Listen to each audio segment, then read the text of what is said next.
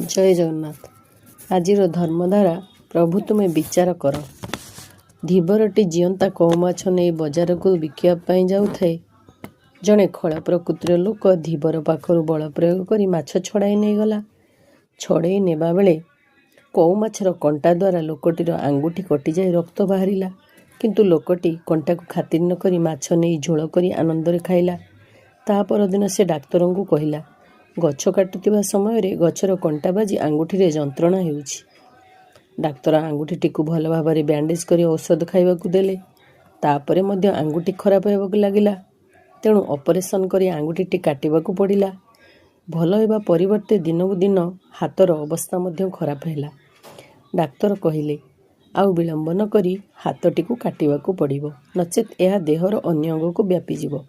Operation କଲା ପରେ ଡାକ୍ତର ଲୋକଟିକୁ ପଚାରିଲେ, ଆଙ୍ଗୁଠି କଟିବା ପଛରେ ଆଉ କିଛି କାରଣ ଅଛି କି, ଯାହା ତୁମେ ଲୁଚାଉଛ? ସତ କୁହ। ଲୋକଟି ସବୁ ସତ ସତ ମାନିଗଲା। ସବୁ କଥା ଶୁଣି ଡାକ୍ତର କହିଲେ, ଓହୋ, ତମେ ଏମିତି କାମ କରିଛ? ତାମାନେ ସେ ଧୀବର ପାଇଁ ତମର ଏମିତି ଅବସ୍ଥା।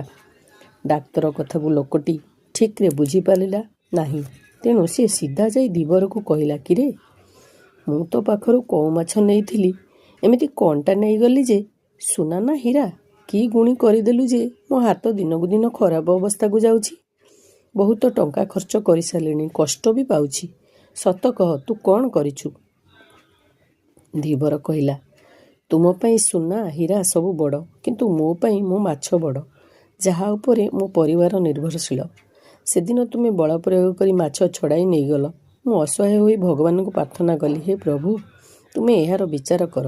ତୁମେ ଭାବୁଛ ଯେ ମୁଁ କ'ଣ କରିଛି, ଯାହାଫଳରେ ତୁମେ କଷ୍ଟ ପାଉଛ।